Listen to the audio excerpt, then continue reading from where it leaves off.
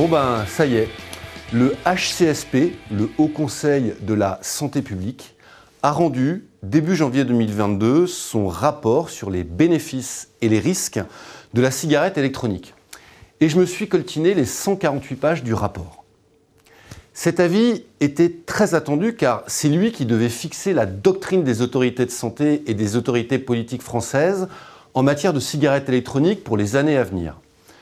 Ce rapport, en apparence, il n'est pas positif pour la cigarette électronique parce qu'il dit, en tout cas c'est ce qui a été retenu par les médias, que l'on ne peut pas proposer le vapotage comme dispositif de sevrage tabagique dans un cadre médical et que, par voie de conséquence, les médecins ne doivent pas proposer la cigarette électronique à leurs patients qui veulent arrêter de fumer.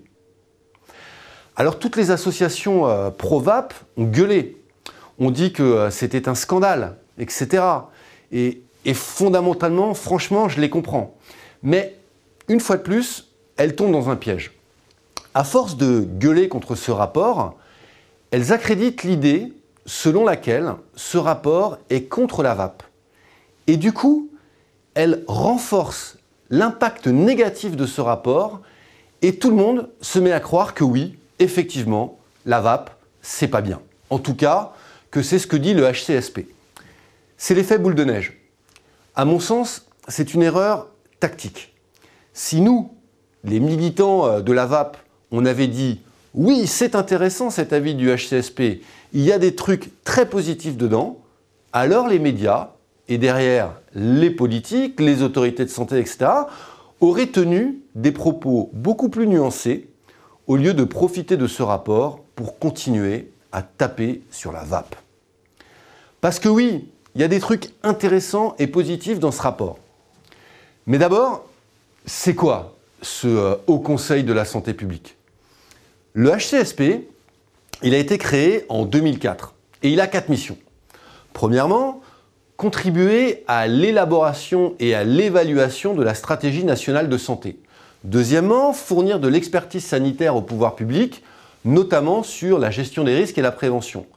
Troisièmement, faire de la prospective en matière de santé publique. Et quatrièmement, élaborer une politique de santé de l'enfant. Bref, c'est ce que l'on appelle une instance, a priori indépendante, de près d'une centaine de membres avec un collège, des commissions, etc., etc. Et il apporte une aide à la décision au ministre de la Santé. Et il s'agit de gens très compétents, sans doute très sympathiques. Absolument rien ne m'amène à mettre en doute sa parole, ses avis et sa sincérité. Vraiment, je respecte. Bon alors, ce rapport.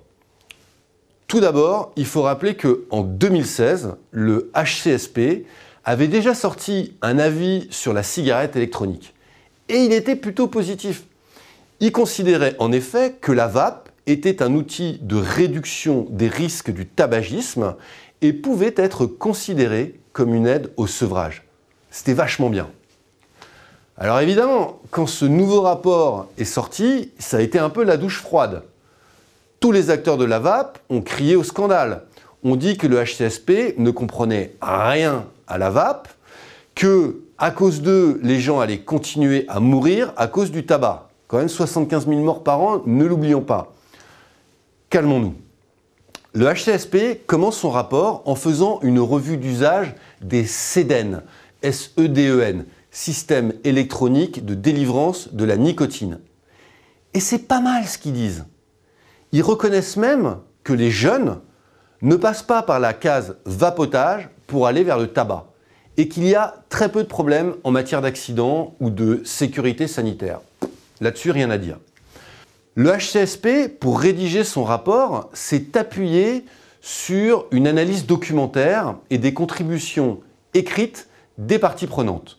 Son objectif n'était absolument pas de dire si la vape c'est bien ou c'est mal. Non, son objectif était de répondre à 4 questions. Première question, le vapotage constitue-t-il un outil d'aide au sevrage tabagique et peut-il être considéré comme un outil de réduction des risques liés au tabac? Eh bien en fait, sur ce point, le rapport dit tout simplement qu'il est incapable de se prononcer. Il ne répond pas oui ou non, le vapotage aide ou n'aide pas à arrêter de fumer. Il dit « je suis incapable de me prononcer ». Pourquoi? Parce qu'il n'y a pas d'études cliniques au sens scientifique du terme, avec des doubles bras en aveugle, randomisés, une comparaison versus placebo, etc. Comme quand on teste un médicament ou un vaccin. Personne n'a fait de telles études. Et pour cause, c'est presque impossible de faire de telles études. Bah oui, les cigarettes électroniques sont trop diverses, les liquides aussi, leur dosage en nicotine également, etc. Donc le HCSP ne se prononce pas contre, il dit qu'il ne peut pas se prononcer. Et il est dans son rôle. C'est une autorité scientifique qui ne peut rendre des avis qu'en se fondant sur des approches scientifiques extrêmement rigoureuses. Il ne peut pas dire à des médecins, s'il n'a pas de preuves irréfutables, « Ok, allez-y et prescrivez dans un cadre médical la cigarette électronique à vos patients qui ont envie d'arrêter de fumer. » Il n'a pas les preuves pour le dire, tout simplement. Mais il dit quand même, et c'est là que c'est un peu faux cul de sa part, que d'après ce qu'il a lu et récolté comme données, eh ben ça a l'air plutôt positif. Alors si les patients veulent eux-mêmes, hors cadre médical, acheter une vapoteuse pour arrêter de fumer, eh ben c'est plutôt pas mal. La deuxième question à laquelle a voulu répondre le HCSP est liée à la première.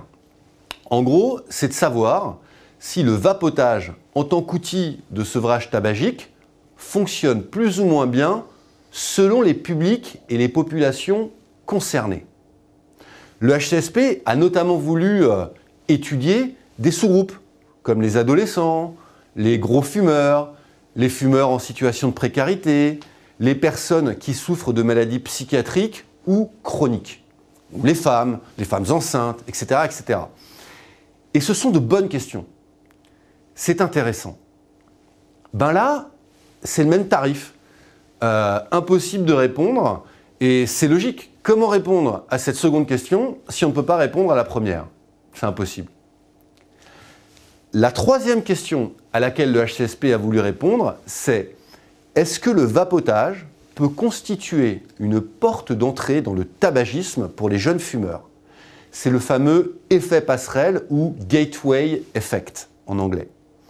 C'est une question essentielle parce que autant chez les adultes qui utilisent la cigarette, il y a très majoritairement des fumeurs ou d'anciens fumeurs, autant chez les jeunes utilisateurs d'e-cigarettes, par la force des choses, il y a peu ou pas d'anciens fumeurs. Là encore, il n'y a pas d'études scientifiques type, études cliniques, mais que des études observationnelles, par définition moins fiables. Et ces études se révèlent toutes contradictoires. Donc, impossible de tirer une conclusion générale.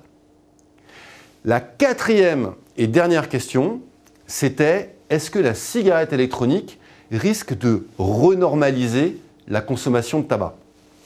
Vous le savez, toute la stratégie anti-tabac des pouvoirs publics depuis des années, c'est d'augmenter les prix, de réduire les lieux où l'on peut fumer, d'interdire la vente aux mineurs, de supprimer la pub, de mettre en place le paquet neutre, etc. Bref, il s'agit, par tous les moyens, de décourager le passage à l'acte et de dire que le tabagisme, ce n'est pas anodin, ce n'est pas normal, c'est mal.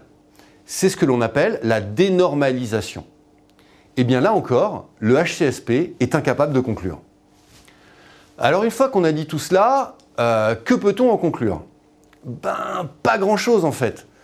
Ce rapport du HCSP, c'est 148 pages pour dire que l'on ne sait rien. 148 pages pour dire que on ne peut pas répondre, qu'on ne peut répondre à aucune question.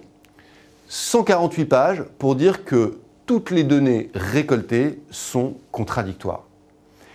Et c'est parce que le HCSP est incapable de donner un avis sur la cigarette électronique qu'il recommande de ne pas la promouvoir.